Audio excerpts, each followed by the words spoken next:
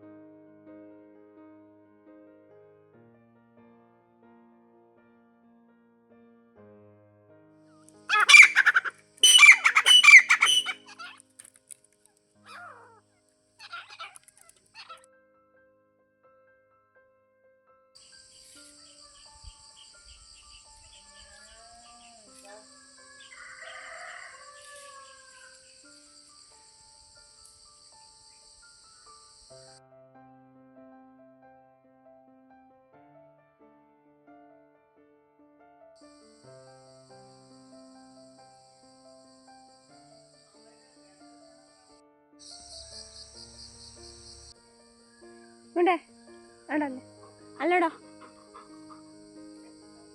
ಅಲ್ಲ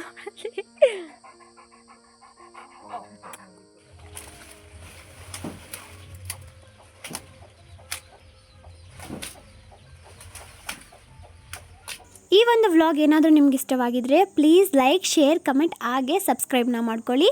ಆದಷ್ಟು ಬೇಗ ಫುಲ್ ವ್ಲಾಗ್ನ ಮಾಡ್ತೀನಿ. Thank you for watching.